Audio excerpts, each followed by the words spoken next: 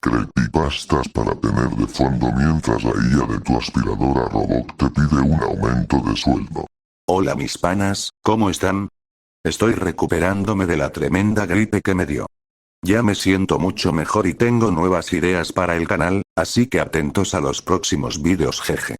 Estoy muy ilusionado por traerles un contenido un poco diferente y creo que les gustará. Este título fue gracias al Panal Elf. Tremendo título jajaja.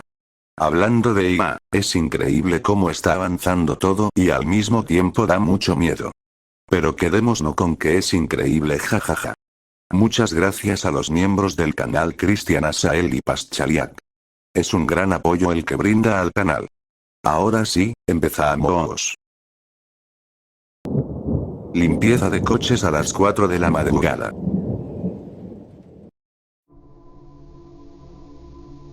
Sentí que tenía que compartir este encuentro porque, sinceramente, nunca pensé que viviría algo así. No era un monstruo aterrador ni siquiera un fantasma, fue un encuentro cercano, o eso creo. Un poco de contexto antes de la noche en cuestión. Mañana me gradúo de la universidad, así que estaba decidida a acostarme temprano. Fui a casa de unos amigos para fumar un porro, pero no me malinterpreten, no soy una marihuanera. Era más bien una celebración. De pronto recordé que tenía que llevar a mi mamá al hospital. Nada grave, pero había que llevarla y recogerla, y entonces me acordé de que habíamos liado el porro en el auto. Desastre. Ella lo olería y lo vería todo, así que me hice la nota mental de parar y aspirar bien el carro. Tenemos una gasolinera 24 horas muy cerca, pero está algo aislada, no hay casas ni edificios alrededor. Llegué y miré hacia la tienda. Después de las 12 usan una ventanilla y no dejan entrar a nadie, pero no necesitaba nada. Eran justo pasadas las 4 de la madrugada y tenía que levantarme a las 10, así que quería acabar rápido y largarme de ahí. La aspiradora está detrás del cobertizo del carbón, pero está bien iluminada. Puse algo de música en el celular y me puse manos a la obra. $1 por 4 minutos de aspirado, nada mal, pensé. No había nadie más en el estacionamiento salvo una furgoneta blanca, pero el tipo dentro estaba gritando como loco por teléfono. No gritaba fuerte, solo hacía muchos gestos.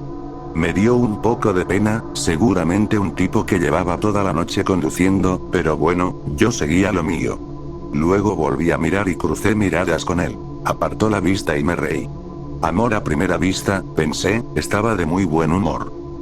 Entonces empezó a ponerse raro. El sol de verano ya comenzaba a salir y las farolas se apagaron, incluidas las que iluminaban la gasolinera. No estaba muy oscuro, pero se sentía más inquietante y yo quería apurarme de verdad. Miré hacia la furgoneta y vi al hombre mirándome de nuevo, aún hablando por teléfono, pero entonces pasó algo que me puso los pelos de punta. Vi que alguien se inclinó desde el otro asiento y asomó la cabeza detrás del tipo, para enseguida echarse hacia atrás, pegándose al asiento. Ahí fue cuando me di cuenta de que el tipo del teléfono estaba en el asiento del copiloto, no estaba conduciendo. No me había fijado cuando llegué, pero lo dejé pasar, apagué la aspiradora y me preparé para irme.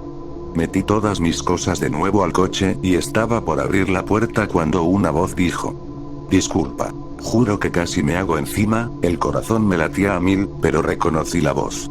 La gasolinera era un Spar, la misma cadena donde trabajo, y el que habló era mi antiguo supervisor, que se había mudado a la tienda 24 horas hace poco. Empezó a gritarme por usar la aspiradora a esas horas, mientras los dos tipos en la furgoneta nos miraban como si esperaran que él se fuera. Entonces me dijo algo que hizo que todo cobrara sentido. "Voy a tener que pedirte que entres. No se permite dejar pasar clientes después de las 11, ni siquiera en tiendas que cierran a las 12. Es una regla muy estricta, y yo sabía que no estaba haciendo nada malo. Lo seguí y en cuanto entramos a la tienda, bajó la persiana. Me contó que había estado vigilando a los de la furgoneta y que llevaban casi 3 horas ahí sentados. Lo que yo no sabía es que mi ex supervisor había visto a alguien salir de la parte de atrás de la furgoneta y, según me contó, poner un poco de cinta adhesiva sobre algunos ceros de la matrícula, básicamente creando una placa falsa. Empecé a entrar en pánico. Miré afuera y vi que la furgoneta ya no estaba. Al revisar las cámaras de seguridad, se vio que se fueron en cuanto él me metió a la tienda. Llamamos a la policía y revisaron lo poco que se veía en las grabaciones de inmediato. Se llevaron la cinta y nos agradecieron por darles el aviso. En un punto del video se ve que el tipo que salió de atrás de la furgoneta se gira para volver a entrar, y parecía que tenía un cuchillo en la mano. Sé que suena dramático y que esta historia no es de sustos clásicos, pero no puedo imaginar qué me habría pasado si mi ex supervisor no hubiera estado pendiente de mí. Definitivamente no pienso volver a aspirar el coche a las 4 de la mañana, eso seguro.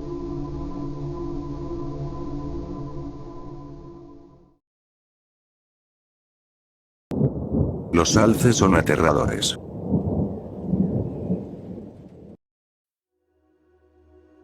Le tengo un tremendo miedo a los alces.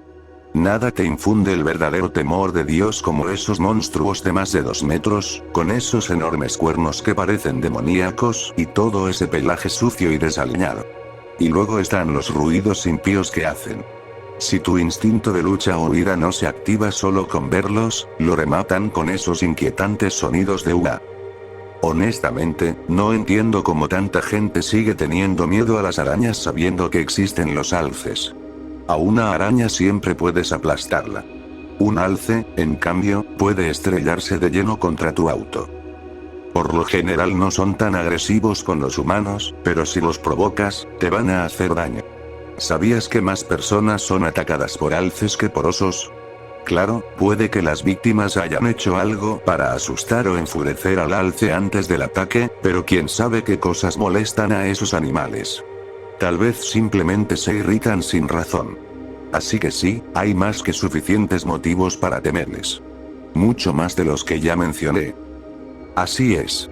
Voy a contarte algo sobre los alces que convencerá hasta a los pocos ignorantes que aún creen que son criaturas dóciles y adorables. Admito que se trata más bien de un alce en particular, pero después de lo que pasó, mi miedo hacia ellos quedó grabado para siempre. Crecí en el campo. No quiero decir exactamente dónde, pero era una zona donde los alces solían deambular cerca de la casa donde pasé mi infancia. Teníamos un pequeño terreno con una vieja casa de campo, así que de niña me topé con toda clase de animales salvajes. Los alces que se acercaban a nuestra propiedad nunca llegaban demasiado cerca. A veces se aproximaban al edificio para curiosear, pero en general no les interesábamos, y nosotros tampoco a ellos. Aún así, siempre me ponían los pelos de punta. Ningún animal que no sea un elefante debería ser tan grande. Es como si la naturaleza hubiera tenido éxito con los ciervos y luego se hubiera emocionado demasiado, intentando crear algo aún más impresionante. De hecho, cada vez que tenía la mala suerte de ver uno de esos seres impíos cuando era niña, salía corriendo directo a los brazos de mi madre y me aferraba a ella como si mi vida dependiera de eso. Mi hermano mayor siempre se burlaba, me llamaba cobarde por hacerlo, y en ese entonces me daba mucha vergüenza, pero ahora creo que, de algún modo, yo ya sabía que había algo extraño en los alces. Como si un séptimo sentido me advirtiera que tuviera cuidado. Una noche, cuando tenía unos 11 años, mi mamá, mi papá y mi hermano mayor estaban en la sala jugando un juego de mesa cuando escuchamos un sonido que me heló la sangre. Era el característico llamado de un alce, ese tono raro e inconfundible. Salté del susto y tiré el vaso de jugo que tenía delante. Mi hermano resopló y puso los ojos en blanco. Aiden tenía unos 16 en ese entonces, y no le tenía miedo a nada. Era grande y algo ancho, de hecho, me recordaba un poco a un alce. Por eso mi miedo le parecía tan divertido. Mi padre le dio un codazo. «Déjala en paz», murmuró. Y volviéndose hacia mí, añadió. «¿Te asustó eso?» Asentí. «Ve por unas toallas de papel para limpiar ese desastre», dijo papá con voz plana, señalando el charco de jugo. «Y no te preocupes, los alces no pueden atravesar paredes. Ya se irá». Por desgracia, terminó estando muy equivocado. Limpié el líquido derramado y, justo cuando estaba por volver a sentarme, el alce volvió a gritar. «Mamá», me quejé. «Cariño, deja de hacer tanto drama, ya se irá», respondió sonriendo, sosteniendo su taza de café. Solo es un animal. No quiere hacer daño. Los alces dan miedo. Insistí. No son como otros animales. No están bien. ¿Y cuál sería un animal bien, cielo? ¿Un perro? ¿O un gato? ¿O incluso un ciervo? Literalmente cualquier otro. Mamá se rió, no de forma burlona, pero igual me hizo sentir una bebé. Solo espera un poco, ¿sí? Me senté otra vez para continuar el juego, aunque no podía dejar de mirar de reojo hacia la ventana abierta. La cortina tapaba la vista, pero estaba segura de que el alce estaba justo afuera. Probablemente listo para asomar su feo hocico con esa cosa colgante que tienen en el cuello. Me estremecí al imaginarlo mirándome con esos ojos perezosos y sin vida. Voy a irme a la cama, anunció, poniéndome de pie. Ya no tenía ganas de seguir jugando. Mi hermano gruñó. Eres una niña, ¿sabes? Es solo un maldito alce, seguramente llama a su cría o algo. Son grandes, pero nada más. Ni siquiera son agresivos. Yo nunca he sido atacado por un alce. Papá tampoco. ¿Tú? No, y no quiero serlo. Contesté. Aiden se volvió hacia mamá. Solo lo hace para llamar la atención, ya lo sabes. Cree que si finge tener esta estúpida fobia a los alces va a parecer más interesante. Luego me miró otra vez y añadió. A nadie le importa. Eso fue cruel e innecesario, y mis padres parecieron pensar lo mismo. Mamá lo fulminó con la mirada y papá, básicamente le dijo que se callara. Te diré algo, hijo. Dijo papá con tono serio. Si el alce no se ha ido en una hora, tú vas a salir a espantarlo. A ver si puedes. Aiden palideció un poco. Papá lo miró fijamente. Lo digo en serio. Sí, claro, como si me diera miedo esa cosa. Respondió mi hermano, recuperando su confianza. No me va a atacar. Voy a salir ahora mismo, ya verás. Se levantó y caminó hacia el pasillo, directo a la puerta principal. Vuelve aquí. Le gritó papá. No, tú dijiste que lo echara, así que eso voy a hacer. Replicó con voz desafiante. No puedes estar hablando en serio. Gruñó mamá, levantándose furiosa. Ahora estás siendo un idiota. Deja al pobre alce en paz. Quédate adentro, ay. La puerta se cerró de golpe. Recuerdo haber pensado que mi hermano era el imbécil más grande del mundo. Mis padres salieron corriendo tras él, papá tomó su escopeta al pasar. Aunque no quería, terminé siguiéndolos. Nos quedamos parados en el porche. El aire helado me hizo tiritar. No tardamos en ver la silueta enorme del alce en el jardín. Era un macho, uno grande incluso para su especie. Los cuernos eran tan anchos como mi estatura, su pelaje oscuro colgaba en mechones como trapos viejos y golpeaba el suelo con una de sus patas, una y otra vez. Era mi peor pesadilla. Mi hermano, sin embargo, avanzaba hacia él, agitando los brazos y gritando. ¡Fuera! Vociferaba. ¡Lárgate ya, maldito! Déjalo en paz. Le gritó mamá. Aiden, regresa. Déjalo. No escuchó. Papá levantó la escopeta. No lo dispares. Advirtió mamá. No voy a hacerlo, solo es por precaución. Murmuró papá. Le apreté la mano a mi madre con fuerza. No podía apartar la vista del alce. Mi hermano ya estaba justo frente a él, mirándolo hacia arriba. El hocico del animal se cernía sobre su cabeza. Y entonces pasó. El alce abrió la boca y, antes de que pudiéramos reaccionar, un brazo larguísimo salió disparado de su hocico, agarró a mi hermano del cabello y lo levantó directo hacia esas fauces abiertas. Mamá soltó un grito ahogado. Papá dejó caer la escopeta. Yo me quedé paralizada. Aiden ya tenía el torso dentro del animal, mientras sus brazos y piernas se agitaban en un pánico evidente. Papá intentó recoger el arma, pero le temblaban tanto las manos que se le caía una y otra vez. No, no, no. Balbuceaba mientras trataba de apuntar. Un disparo resonó, pero falló. El alce ni se inmutó. Se giró y empezó a correr hacia el bosque, cada vez más rápido, mientras papá seguía disparando. Mamá saltó del porche y corrió tras él, pero cuando llegó al borde del bosque, el alce ya había desaparecido, llevándose a Aiden con él. Volvió con los ojos desorbitados, el rostro deformado por el horror. «Llama a la maldita policía», gritó desde lejos. «Es mi hijo. Mi hijo. Llama a quien sea». Papá corrió dentro de la casa y, segundos después, lo escuché gritar por teléfono. «Un alce se está comiendo a mi hijo. Vengan rápido». Se lo llevó corriendo. «Un alce se está comiendo a mi hijo». Le tomó una eternidad convencer a la operadora de que no estaba loco. Aún así, enviaron a alguien. Hubo una búsqueda policial, pero no encontraron nada. Nadie creyó lo del brazo que había salido del hocico del alce. Dijeron que estábamos en shock, que lo imaginamos. No los culpo. Nuestra historia no era precisamente creíble. El incidente se archivó como un ataque animal trágico.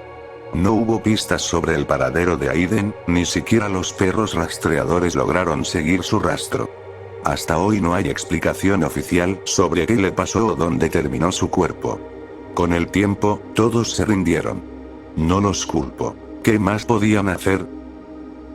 Yo habría querido que los cazadores eliminaran a todos los alces del área, pero nadie me tomó en serio. Extraño a Aiden, y aún lo hago.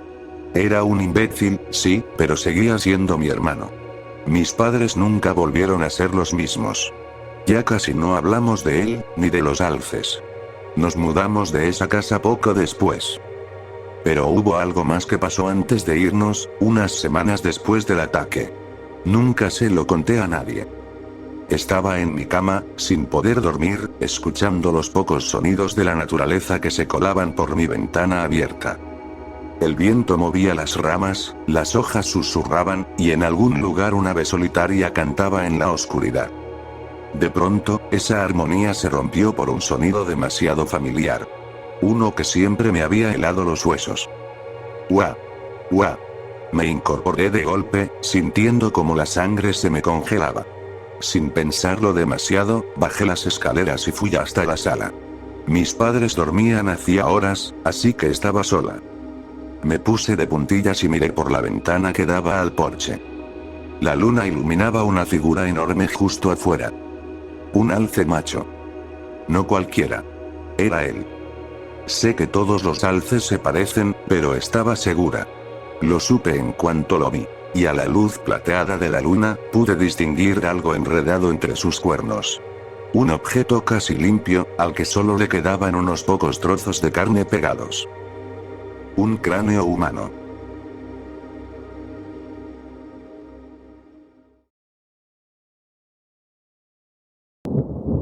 Vi a mi abuelo muerto en un sueño lúcido. Creo que me reconoció. El sueño. Era el atardecer. Estaba en una fiesta dentro de una casa con enormes ventanales. Afuera, podía ver a varias personas corriendo alrededor de una piscina, y a un hombre calvo bebiendo cerveza mientras flotaba en un salvavidas, con, por alguna razón, luces navideñas enrolladas alrededor del cuello. Dentro, esferas de luz flotaban en el aire, y meseros con smoking caminaban entre los invitados llevando bandejas de plata. Todos estaban vestidos como si pertenecieran a los años 50. Vestidos de gala rojos, azules y amarillos, con hilos dorados y plateados entretejidos. Trajes de seda y smoking.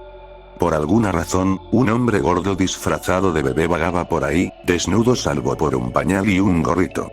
Era enorme, medía más de 2 metros, tenía barba incipiente pero el resto del cuerpo completamente lampiño, con el vientre abultado y brillante, como si tuviera un globo bajo la piel. Todos lo ignoraban, aunque empujaba a la gente y gemía mami. Una y otra vez. Sonaba como una tetera hirviendo. Constante, agudo, insoportable. Lo que pasó después, es como tratar de explicar cómo haces que tus manos se muevan. No tuve que pensarlo realmente. Simplemente lo borré de mi mente.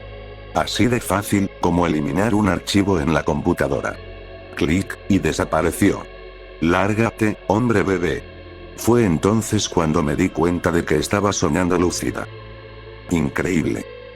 Primero, parpadeé, y de pronto la fiesta se convirtió en una guerra de comida. Todos reían descontroladamente mientras lanzaban champaña y trozos de pavo unos a otros. Alguien volcó un enorme cuenco lleno de caramelos de colores, y las piezas se quedaron flotando en el aire. Decidí empezar a volar, flotando sobre todos, preguntándome si debía ir al espacio o bucear en el fondo del mar, cuando lo vi. Mi abuelo. Lo vi, pero creo que él no me vio a mí. Se movía entre la multitud hacia una mujer, una señora gorda, de mediana edad, con cejas cuadradas y un diente delantero torcido. Ella alzó las cejas sorprendida al verlo, y él soltó un rugido de furia. ¿Qué demonios? Empujó a la gente a su paso mientras corría hacia ella, tirando al suelo a un mesero con una bandeja de plata. La tomó de los hombros y la empujó contra la pared, luego empezó a abofetearla. 1, 2, 3 veces. No quiero ver esto. Lárgate, abuelo. Intenté cambiar de escena. Parpadeé y, de pronto, estaba en una playa, completamente sola, con arena dorada y crujiente bajo los pies y olas grises frente a mí. Excepto que él seguía ahí. La mujer estaba caída en la arena, llorando, y él tenía las manos en su cuello, empujando lentamente sus pulgares contra su laringe. Sus ojos empezaban a salirse de las órbitas. La conozco. La conozco. ¿De dónde la conozco? La sangre le corría por los ojos, y la boca de mi abuelo se deformó en una sonrisa maníaca mientras le quitaba la vida. Dios. Basta. Basta. Tal vez lo grité, porque me escuchó. En cámara lenta, su cabeza empezó a girarse hacia mí. Justo cuando nuestras miradas se cruzaron, desperté. En la oscuridad, miré mi teléfono, la luz azul reconfortante. 22 de diciembre de 2014. 4 de la madrugada. En la vida real, he visto a mi abuelo solo unas cuantas veces. La primera de la que tengo recuerdo claro fue en 2005, cuando tenía 7 años. Volamos a Florida por Navidad. Almorzamos en una terraza con vista al mar, con sándwiches de jamón y queso, 3 botellas de vino para los adultos y gaseosa de naranja para mí. Recuerdo a papá discutiendo con el abuelo sobre política, aunque parecía que en realidad discutían por algo más, sin decirlo. En un momento, el abuelo gritó. En mi casa no se usan esas palabras. Y papá le respondió gritando. Ya no soy un niño, no puedes hacerme callar más. Ese fue el año en que el abuelo me enseñó a amarrar los cordones con un doble nudo, para que nunca se desataran. Todavía los ato igual. En 2008, sufrió 3 derrames cerebrales consecutivos. Recuerdo haberle tomado la mano y sentir miedo de lo pequeño que se había vuelto. De un gigante de casi 2 metros a una figura encogida, con tubos de plástico entrando en su cuerpo y huesos, moviéndose bajo una piel delgada como papel. Papá estaba sentado en un sofá cercano, con la abuela angustiada, y una tercera persona, la enfermera que acababan de contratar, Marcia. María. March. Algo así, hablando de horarios y medicinas. El abuelo empezó a babear un poco, y yo le limpié con un trapo sucio que colgaba del brazo de su silla de ruedas. En 2009, diagnosticaron a la abuela con Alzheimer en etapa inicial. Fue un golpe duro para todos. Nos dimos cuenta cuando desaparecieron los adornos plateados que siempre colgaba en la pared, y ella no recordaba dónde los había guardado. Lo habríamos pasado por alto como simple olvido de anciana si no fuera porque también empezó a llamar a papá Andy, el nombre del abuelo. En 2010, llegó la llamada. El abuelo había tenido un último derrame a las 4 de la mañana, y la enfermera lo encontró muerto al amanecer. Recuerdo a papá, aferrado a la camisa de mamá y llorando. Sus hombros temblaban como en una obra de teatro. ¿Por qué lo amo? Era un viejo bastardo, y aún así lo amaba. Mamá me apartó con la mano mientras le acariciaba la espalda y le decía suavemente que la sangre siempre pesa más que el agua. El funeral fue con ataúd abierto, y yo me quedé junto a la abuela tomándola de la mano, con una sensación de déjà vu mientras papá hablaba con Mariane, no Marcia, ni María, ni Marge, sobre quedarse a cuidar a la abuela. Se había fracturado la cadera izquierda tras una caída en la bañera, y su Alzheimer estaba peor. Horas después, cuando todo terminó, papá y yo nos detuvimos frente al ataúd un buen rato.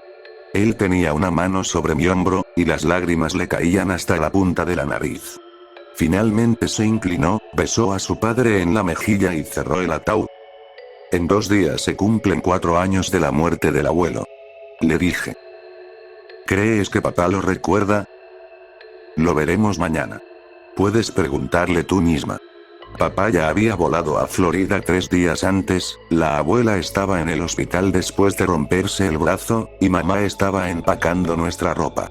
Yo estaba sentada en la orilla de la cama mientras ella doblaba camisas con cuidado dentro de la maleta. Mamá, tuve un sueño raro con el abuelo ayer. ¿Qué soñaste? Dejó de empacar y se sentó a mi lado. No respondí de inmediato. Papá no quería mucho al abuelo, ¿verdad? Mamá se mordió el labio. Tu padre amaba al abuelo. Claro que sí. El amor en familia es inevitable. Pero no le caía bien. Ella suspiró. No. No le caía bien. ¿Por qué? Tu abuelo solía golpear a tu padre. Me quedé helada. ¿Lo maltrataba? ¿Y la abuela se quedó con él igual? No, no. Suspiró mamá. No era así. Él amaba a tu abuela. Pero, era un hombre muy dominante. Había estado en 2 guerras, tenía ideas muy firmes sobre cómo debían hacerse las cosas. Tu abuela era dulce, tranquila, así que se llevaban bien. Ella lo escuchaba casi siempre, hacía las cosas a su manera cuando él se ponía terco, y él la consentía y la quería. Tu papá, en cambio, ya sabes cómo es. Un hombre terco. Me reí. Del tipo que si le dices que vaya a la derecha, se va a la izquierda solo por llevar la contraria. No me lo digas. Sonrió. El punto es que el abuelo quería moldear a tu padre en un hombre de verdad y eso, para él, significaba golpearlo cuando desobedecía.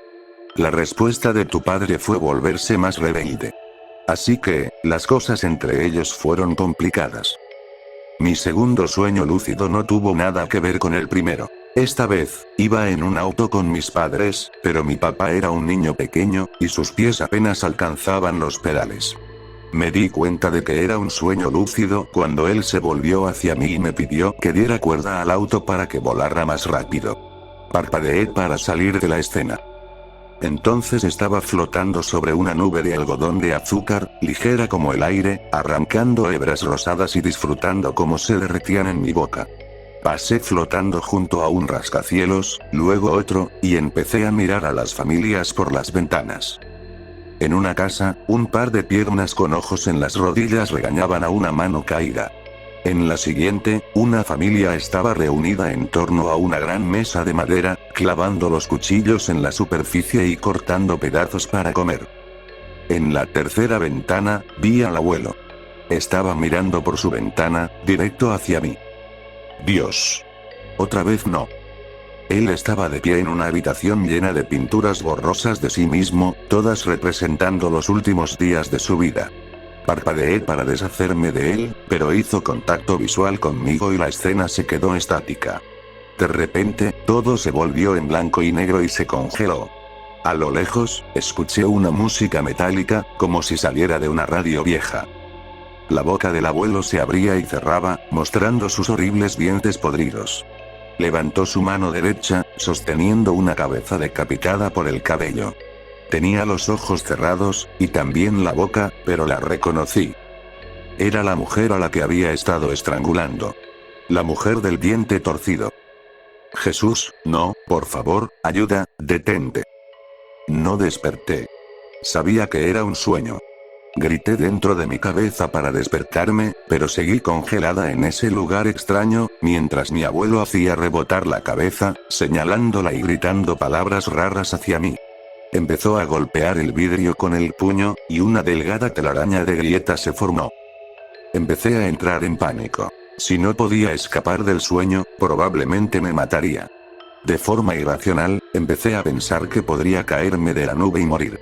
Cuanto más intentaba aferrarme, más la nube comenzaba a disolverse bajo mí.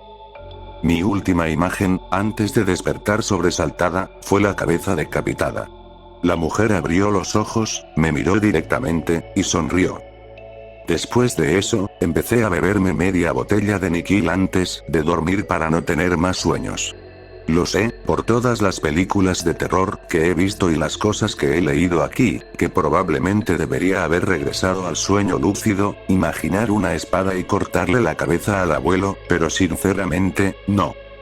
Aún así, mi descanso no era nada reparador. Me aparecieron enormes ojeras bajo los ojos. Mamá lo notó. Estábamos paradas en el porche, esperando que Marianne abriera la puerta de la casa de la abuela cuando lo mencionó. ¿Has vuelto a soñar con tu abuelo? Pareces no haber dormido bien. Encogí los hombros.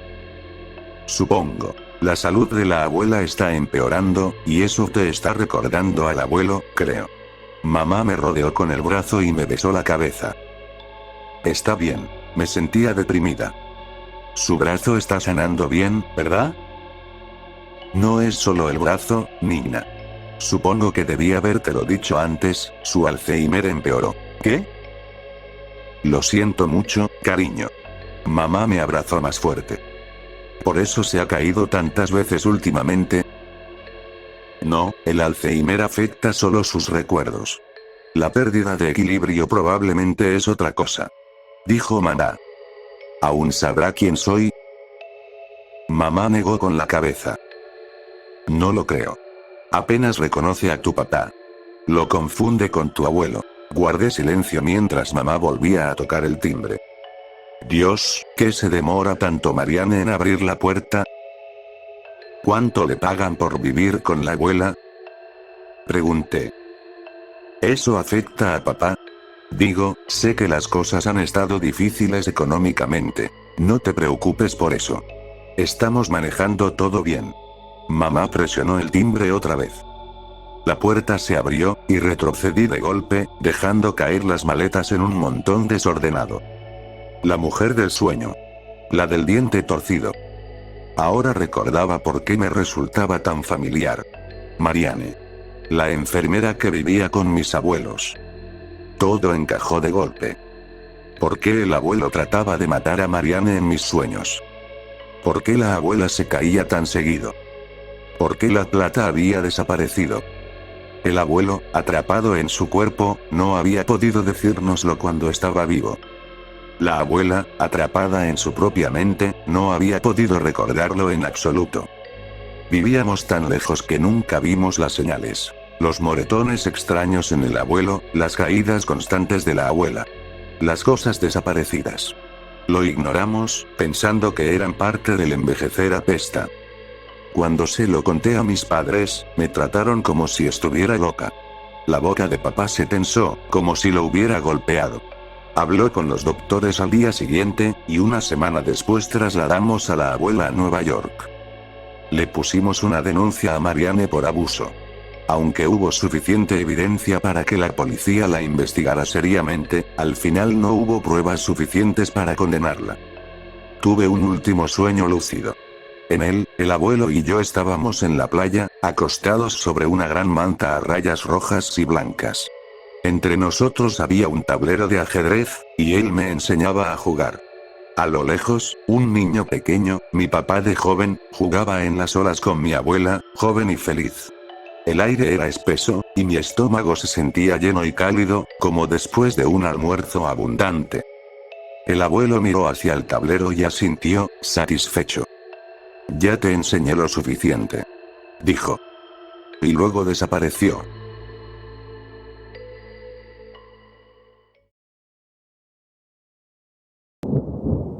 Fotos en el bosque.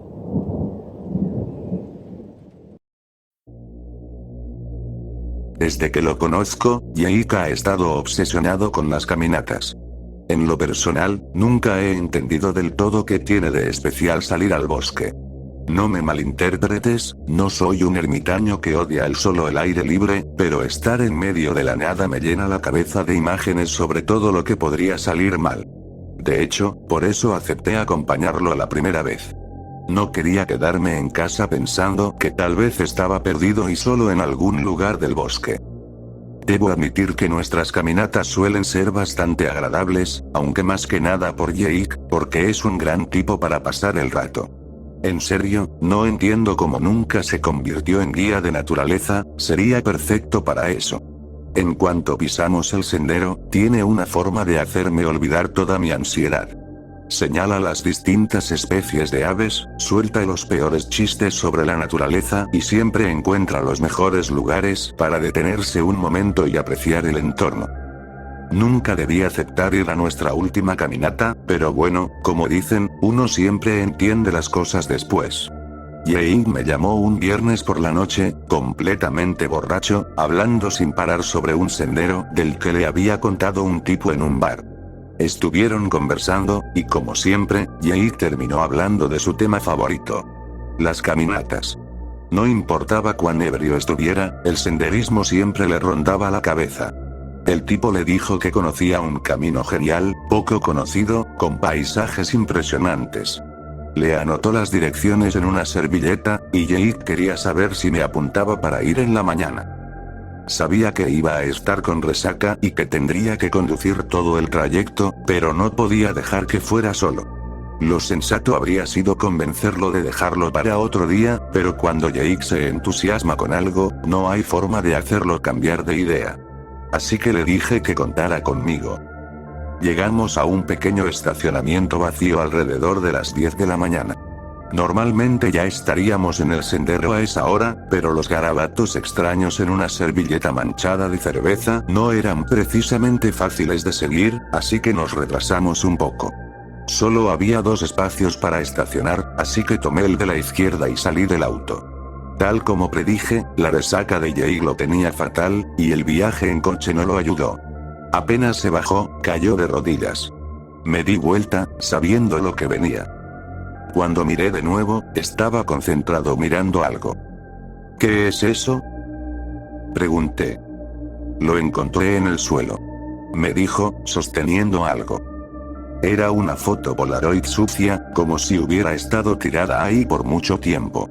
Mostraba a 2 chicas sonriendo en la entrada del sendero. La de la izquierda tenía el cabello rubio atado con un pañuelo y llevaba una camiseta roja sin mangas. La otra era pelirroja y vestía una camiseta celeste, con el brazo extendido hacia la cámara. Le devolví la foto a Jake. Seguro hicieron la caminata y se les cayó. Debe de haber sido hace años. ¿Quién usa Polaroids hoy en día? Jake miró la foto un momento más antes de guardarla en su mochila, y nos preparamos para avanzar. Al principio, el recorrido no tenía nada especial. El sendero estaba un poco cubierto de maleza, pero fuera de eso era como cualquiera de los otros. Caminamos unos 30 minutos hasta que encontramos unas rocas perfectas para sentarse. Jake no quería parar tan pronto, especialmente habiendo salido tarde, pero todavía estaba medio mal y yo quería que tomara un poco de agua. Bebió un par de tragos de su cantimplora y me la pasó. Mientras la tomaba, noté algo bajo su pie. Me agaché y lo saqué. Era otra Polaroid. Esta vez, la foto mostraba a alguien que parecía ser la chica pelirroja de la primera imagen. Estaba caminando por el sendero, y juraría que reconocí las mismas rocas en las que descansábamos, unos metros más adelante.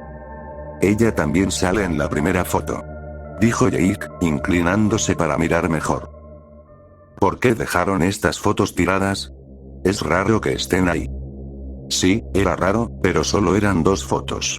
Cualquiera podía haber perdido un par sin darse cuenta. Jake guardó la Polaroid junto con la otra y seguimos caminando. A medida que avanzábamos, empecé a preguntarme por qué el tipo del bar estaba tan fascinado con ese lugar. No tenía nada destacable, salvo una sensación de inquietud que no podía quitarme de encima.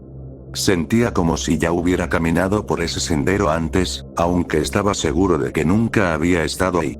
Jake iba adelante, hojeando un cuaderno sin prestarle mucha atención al camino. Dije en voz alta, solo para romper el silencio. ¿Qué era exactamente lo que ese tipo del bar dijo que tenía de especial este lugar? No respondió. Estaba completamente absorto en su cuaderno. Más adelante hicimos otra pausa. Jake seguía leyendo, y yo aproveché para observar los árboles alrededor. Estaba distraído cuando mi mirada se detuvo en una roca grande, algo apartada del sendero. Casi no las noté al principio, pero ahí, al pie de la roca, había dos figuras acurrucadas una junto a la otra. Me enfoqué bien y juraría que eran las dos chicas de las fotos.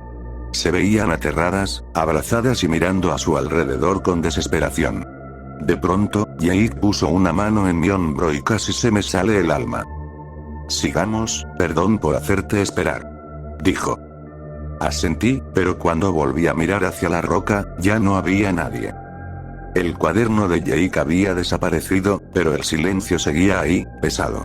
Nada había pasado, y aún así el ambiente se había vuelto tenso.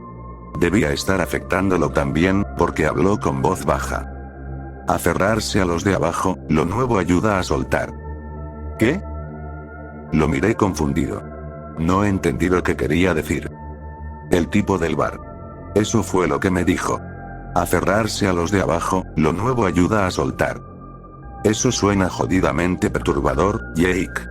¿En serio estabas borracho si eso te pareció una buena idea? ¿Estás seguro de que ese tipo no nos está siguiendo? Una sensación de ser observado me recorrió el cuerpo, y lamenté haberlo dicho. Hay algo raro aquí. Ninguno de los otros lugares se sentía así. Dijo, pero antes de que pudiera agregar algo más, vimos otra Polaroid, esta vez grapada a un árbol. Jake la arrancó y ambos la miramos. Era la chica rubia de la primera foto, sosteniendo un mapa y señalando hacia el bosque detrás del fotógrafo. Tenía la cara manchada de tierra y una expresión de miedo. Estaba claramente perdida. Las dos primeras fotos parecían inocentes, pero esta era diferente. Alguien la había grapado a un árbol. Deberíamos irnos, Jake. Sabes que odio estas cosas y esto está muy mal.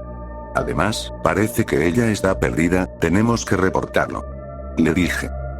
Sus ojos seguían fijos en la foto. Podía notar que lo estaba afectando, quizá más que a mí. Debe ser una broma. Si vamos con esto a la policía, nos van a tomar por idiotas. No le des importancia y disfruta la caminata. Jake metió la foto con las demás en su mochila y siguió caminando sin esperarme. No podía creer que pensara que era una broma, pero claramente no quería hablar del tema. La sensación de estar siendo observado se volvió más intensa. Al principio pensé que me estaba sugestionando por la conversación sobre el tipo del bar, pero esa sensación se hizo real, como si me envolviera, empujándome a seguir para no quedarme atrás. Después de la tercera foto, Jake no dijo una palabra más. Solo se detenía a veces para mirar a su alrededor.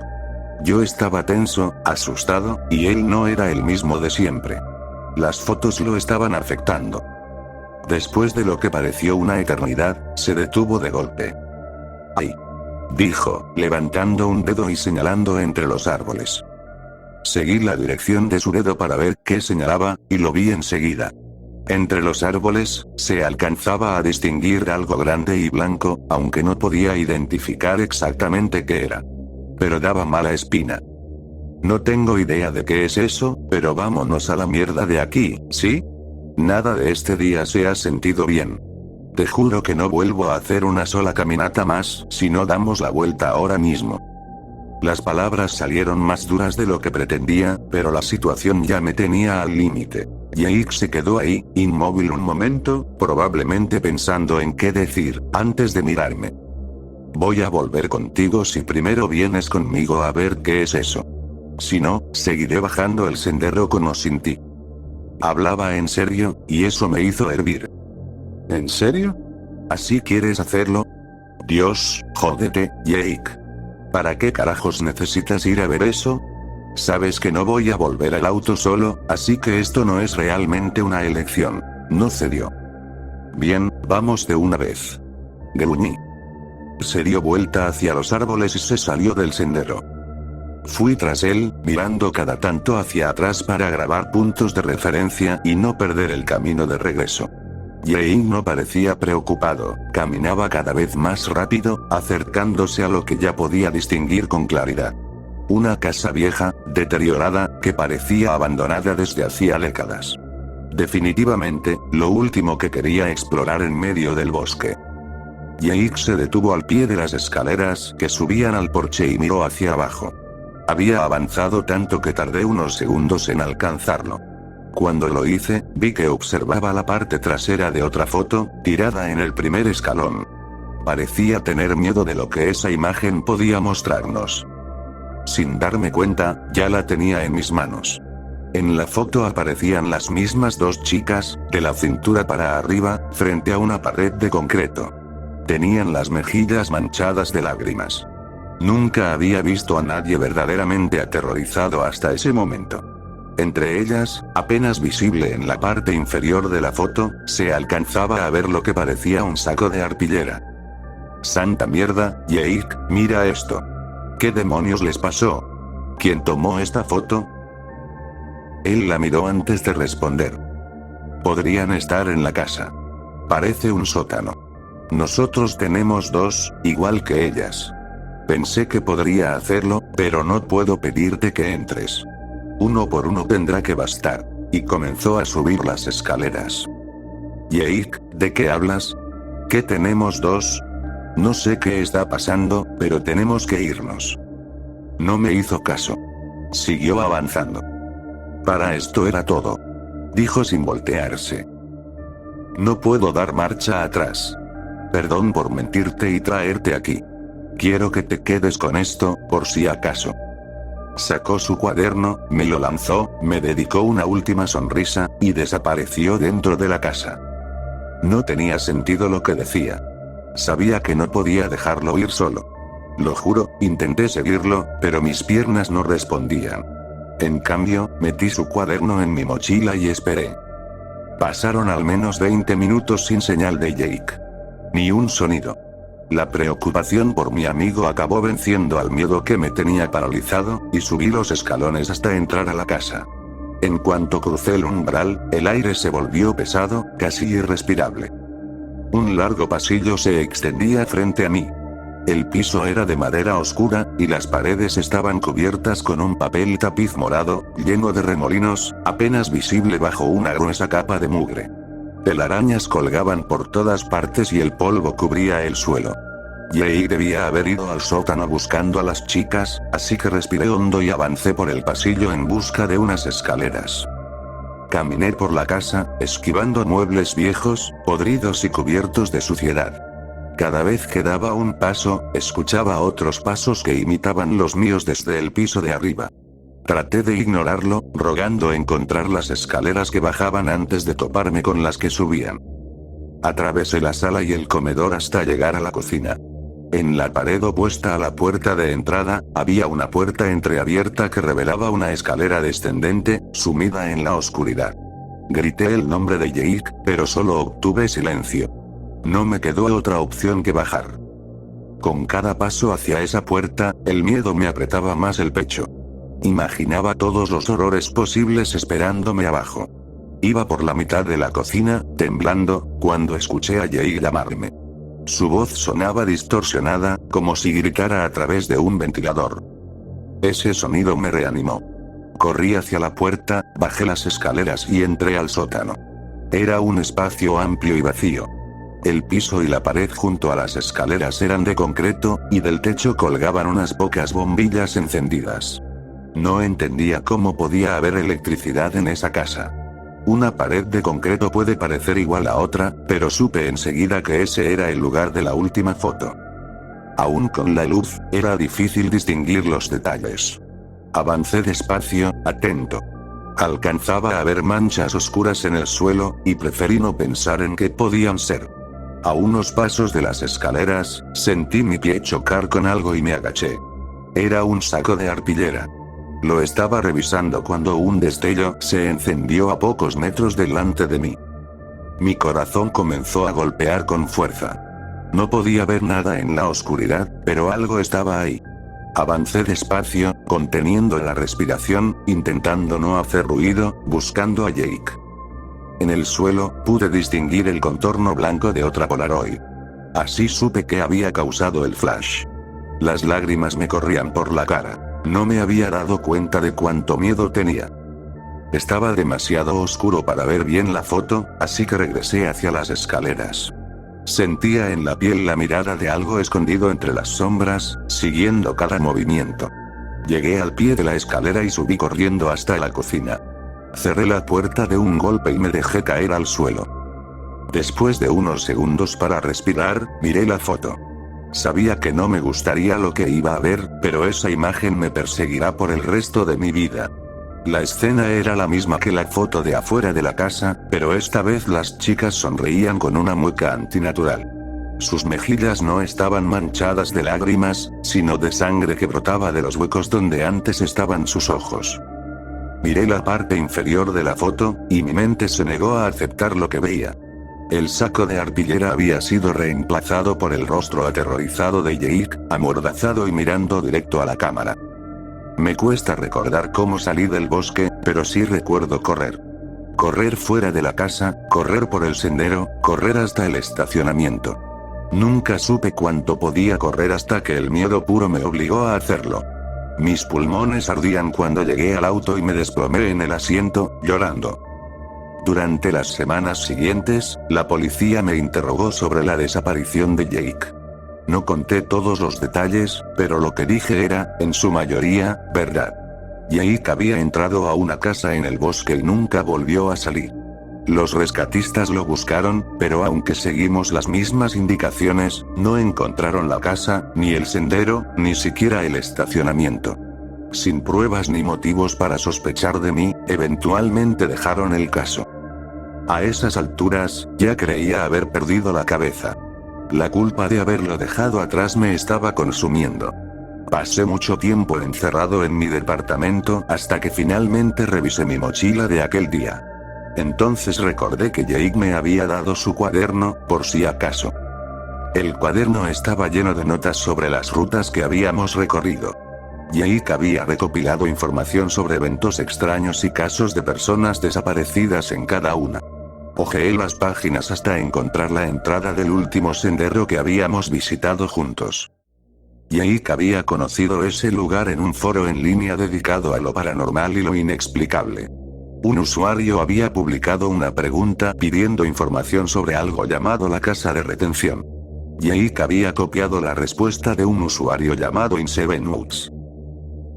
La casa de retención se encuentra en lo profundo del bosque. Su nombre es bastante literal.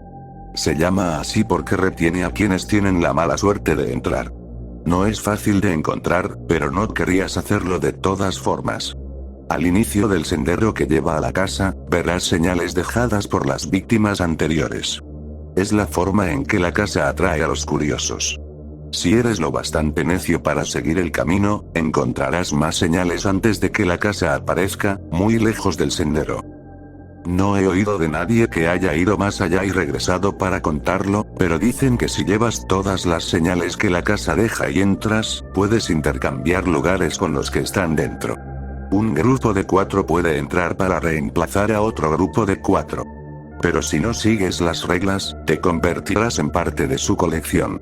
La víctima más reciente de la casa de retención. Debajo de la respuesta había una nota. In7Woods. La barra de hierro fundido. Viernes 9:30, junto al mismo verso que Jake me había repetido en el bosque. Aferrarse a los de abajo, lo nuevo ayuda a soltar. Pasé las últimas páginas y casi no noté la Polaroid pegada en la contraportada.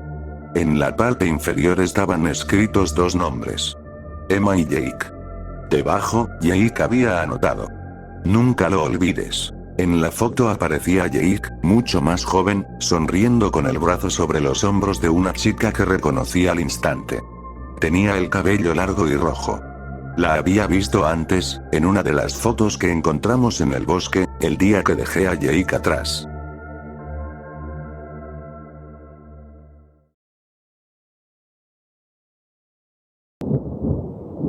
El descenso del hombre.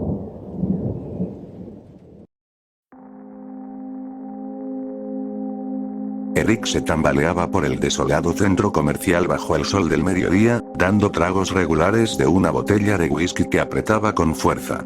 Iba de escaparate en escaparate, mirando productos al azar, y de vez en cuando rompía los vidrios de una patada certera. Sorprendentemente, no se llevaba nada. Solo avanzaba tambaleándose hacia otro objetivo, murmurando en voz baja cosas oscuras para sí mismo. Llevaba viviendo así casi 4 semanas, desde que murió el último miembro de su familia. Su esposa aguantó todo lo que pudo, hasta que finalmente falleció mientras dormía.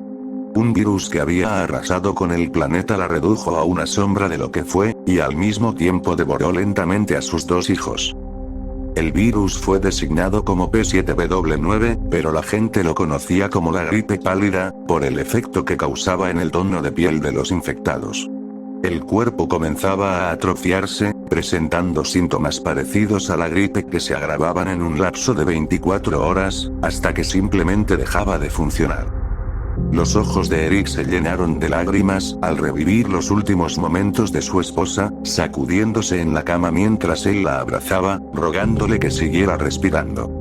Con su muerte, lo último de su voluntad y fuerza desapareció, dejando atrás a un hombre demacrado y destruido que intentaba matarse poco a poco con alcohol. Recordaba haberse sentido entumecido al ver morir al resto de la población, uno por uno, hasta que solo quedó él. Los doctores del hospital al que acudió, al darse cuenta de que tal vez tenía algún tipo de inmunidad, también murieron. Los vio perecer, confundidos, sin entender por qué ellos caían y él no. Los últimos sobrevivientes intentaron vengarse de él por no haber sido marcado por la plaga. Pasó 3 días huyendo, permitiendo que el virus se encargara de ellos, hasta que ya no quedó nadie. Ahora vivía en el hotel local. Su casa estaba llena de recuerdos, demasiados para soportarlos. Apenas pudo enterrar a su familia, y no tenía fuerzas para enfrentarse a ese dolor. El hotel estaba lleno de comida enlatada y alcohol, lo que le permitió sobrevivir sin pensar con claridad durante casi un mes. Se dirigía sin rumbo fijo hacia el parque del vecindario. Mientras caminaba, terminó la botella de whisky y luego lanzó el envase vacío contra el parabrisas de un auto cercano. Continuó hacia el parque, de pronto consciente de un zumbido grave que parecía surgir desde todos los rincones. Siguió avanzando y el sonido se volvió más intenso. Los vellos de su nuca se erizaron al notar que ese pulso grave no solo aumentaba, sino que se acercaba. Giró de golpe y lo vio. Una nave descendía del cielo. Era aerodinámica, recubierta por un material reflectante que daba la impresión de estar hecha para deslizarse sin resistencia. Aterrizó a unos 100 metros de él, y en cuestión de segundos, varias figuras con armadura bajaron por la parte trasera. Los trajes no permitían ver el interior ni el rostro de los ocupantes, gracias a cúpulas reflectantes que cubrían completamente la cabeza. Caminaban de forma extraña, con un andar que Eric no reconocía. De pronto comprendió. Sus rodillas se doblaban hacia el otro lado. Uno de ellos se acercó y comenzó a teclear botones en su brazalete. Desde el casco emergió una serie de gruñidos guturales. Eric los observó, confundido. Luego vinieron unos sonidos llenos de chasquidos y silbidos. Después, algo parecido a aplausos. De pronto, reconoció algo. Palabras en francés. 1 o 2 frases le saltaron a la mente. Entonces buscó desesperadamente la palabra que necesitaba. Anglais. Gritó, con los ojos abiertos por lo surrealista de la escena. La criatura tocó 2 botones más. ¿Cómo estas bestias de alcantarilla lograron crear un lenguaje es un misterio? ¿Tú? ¿Están todos muertos? La criatura lo señaló para enfatizar la última palabra. Eric cayó de rodillas, en estado de shock. Sí. Todos están muertos. Soy el único. ¿Por qué soy el único? Los miró suplicante. Aproximadamente 1 en cada 1000 millones tiene inmunidad natural a nuestro bioagente. La mente de Eric giraba en torno a esa palabra. Bioagente. La gripe pálida. El tono de la criatura se volvió burlón. Ponerle un nombre pasivo la hizo menos mortal. Necesitábamos su planeta. Más específicamente, los recursos que contiene. Oxígeno. nitrógeno, varios metales. Y ustedes, bolsas de agua y hueso caminando por ahí como si fueran dueños de esta roca. ¿Por qué luchar contra ustedes si lo hacen tan fácil de tomar? Eric lanzó un grito y se abalanzó sobre el ser. Ustedes me quitaron a mi familia. Nunca vio el golpe venir. Lo apartaron como si fuera una simple molestia. El impacto en el rostro le rompió la nariz, y el sabor metálico de la sangre le llenó la boca. Comenzó a llorar en silencio. Detrás de él, la criatura desenfundó un dispositivo cuyo propósito era evidente, y presionó la boca del arma contra la nuca de Eric. Creo que ustedes, los de sangre caliente, lo llaman supervivencia del más apto. Eric cerró los ojos.